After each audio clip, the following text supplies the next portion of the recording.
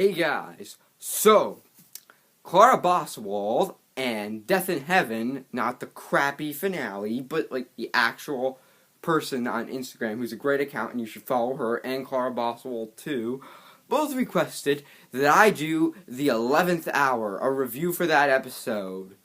So, without further ado, roll the intro.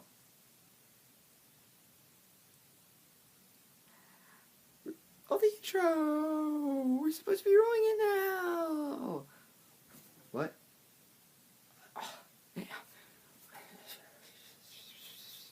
No, not now. Fine. Sorry, I have to go to, I have to go talk with an intern off, set. Sorry, I'll be right back, guys. Gosh, what is it? We're filming! Wait, no. What do we do? Wait, I think I have an idea. Hold on.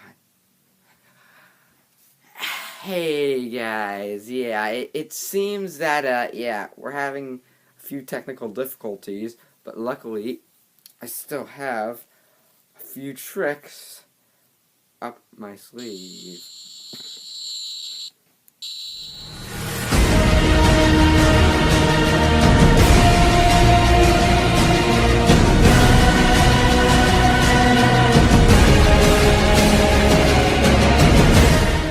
Hey guys, so here's my review of the 11th hour, and my god, it is just brilliant. My favorite Doctor debut episode, my favorite series premiere, and Series 5 is my favorite series. Oh my god. It is just a brilliant season. I mean, almost every episode, excluding The Beast Below, whatchamacallit, Victory of the Daleks, and Vampires of... I would give a 10 out of 10 to, except for those 3 episodes, because they're absolutely awful. But basically, this episode was, you can be the biggest of Stephen Moffat haters, but you've got to admit that this was a pretty freaking brilliant way to open Moffat's first episode as showrunner, because wow, it's incredible. I mean, everything about it. I mean, oh my gosh. I mean, oh gosh, the 11th Doctor.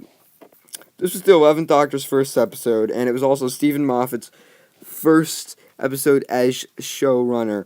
And from the get-go, you could tell the quality had already been raised. And basically what happens is we're introduced to Amelia Pond as a child, and what's his name?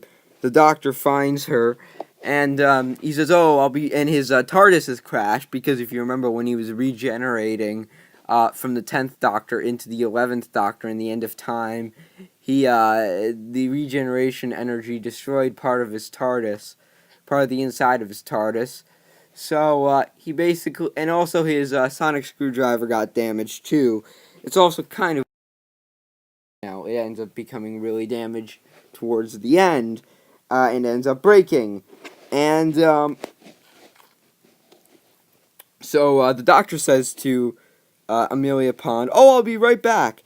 And then he gets back in his TARDIS, goes to a different year.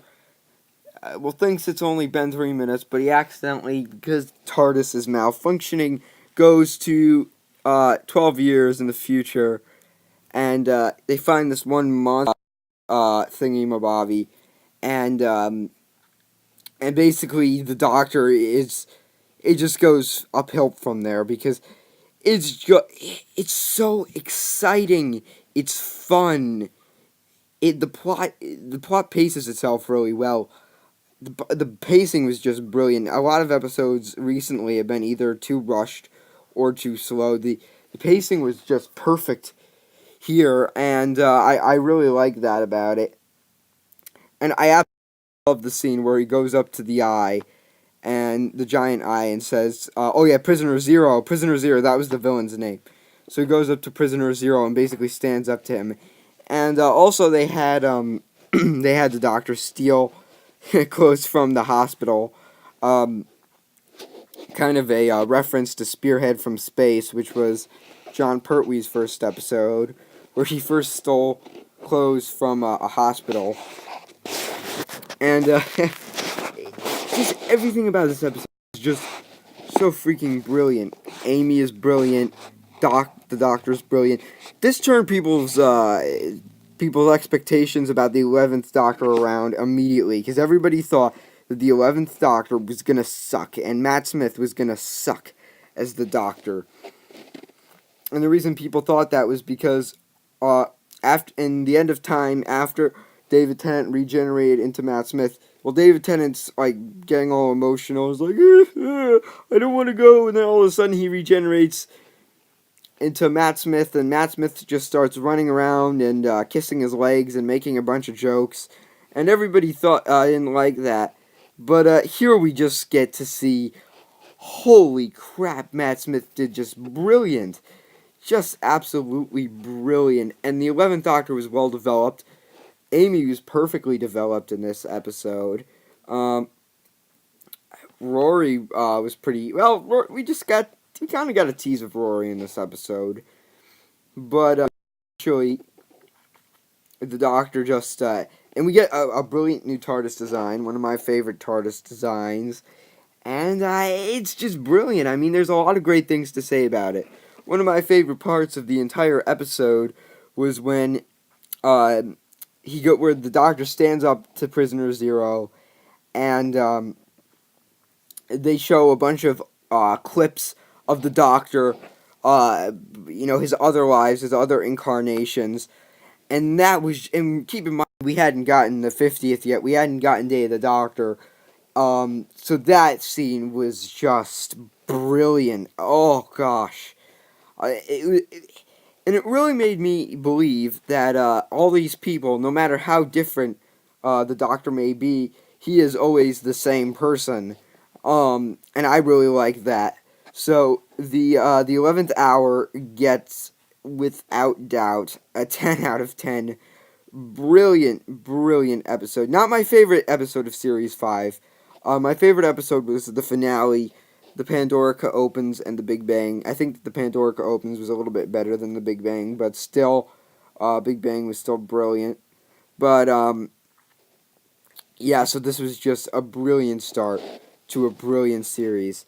Thank you for your requests, and I'm out.